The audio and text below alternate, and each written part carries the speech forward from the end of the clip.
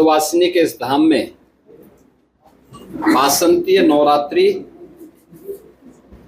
और प्रदेश सरकार के 8 वर्ष के कार्यकाल के उपरांत आयोजित डबल इंजन सरकार के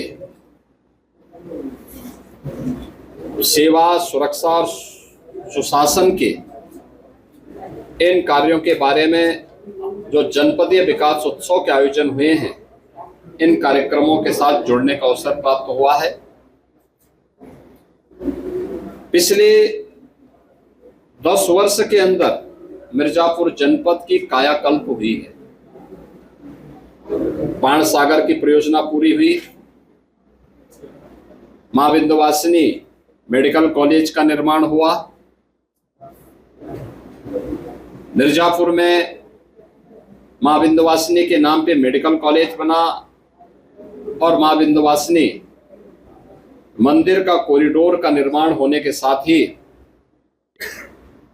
हम लोगों ने यहाँ पर त्रिकोण दर्शन की बेहतर सुविधा के लिए, यहाँ के सुंदरीकरण के लिए, अन्य अवस्थापना सुविधाओं के लिए इस बार भी बजट में धनराशि की व्यवस्था की है।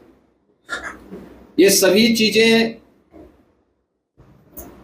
मिर्जापुर जनपद को आस्था का सम्मान करते हुए एक व्यवस्थित विकास के एक मॉडल के रूप में प्रस्तुत करने के अभियान का हिस्सा है। मुझे बताते हुए प्रसन्नता है कि जो कार्य पिछले 8-10 वर्ष के अंदर यहाँ पर हुआ है, आज उसी का परिणाम है कि पिछले 8-10 वर्ष के अंदर जो कार्य हुए हैं, इधर कॉरिडोर मंदिर का बना है, मंदिर की आमदनी भी 1 वर्ष में ही 5 गुना अधिक हुई है। और इस वर्ष आप अनुमान कर सकते हैं, अगर मां विंध्यवासिनी धाम में ये कॉरिडोर नहीं होता तो महाकुंभ प्रयागराज के कारण जो भीड़ का दबाव इस धाम पर पड़ा था, अत्यंत कठिन होता।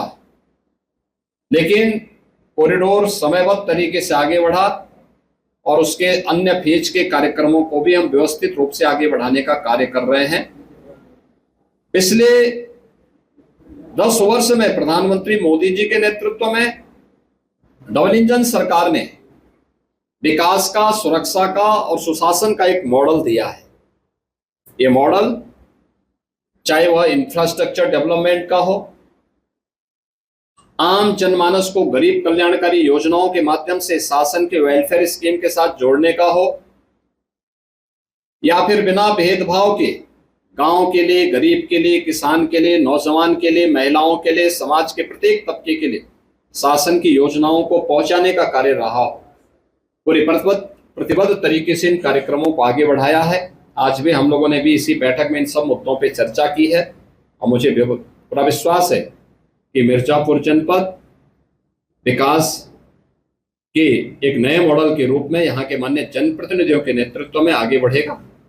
और अब तो यहाँ मेडिकल कॉलेज के साथ साथ विश्वविद्यालय भी आ गया है। जल जीवन मिशन के कार्य अंतिम चरणों में चल रहे हैं। बहुत सारी जगह जल घर घर पहुंच रहा है, बहुत सारी जगह वह निर्माण की प्रक्रिया के साथ जुड़ा है। इन सभी की समीक्षा की गई है और मिर्जापुर एक सुंदर सिटी के रूप में विकसित हो सके यह धाम, इसके अवस्थापना सुविधाओं पर बेहतर करने के लिए हम लोगों ने प्रस्ताव यहाँ से मांगे हैं। मुझे पूरा विश्वास है ये सभी कार्य होंगे तो मां विंध्यवासिनी का यह धाम एक सुंदरतम नगरी के रूप में आगे बढ़ेगा।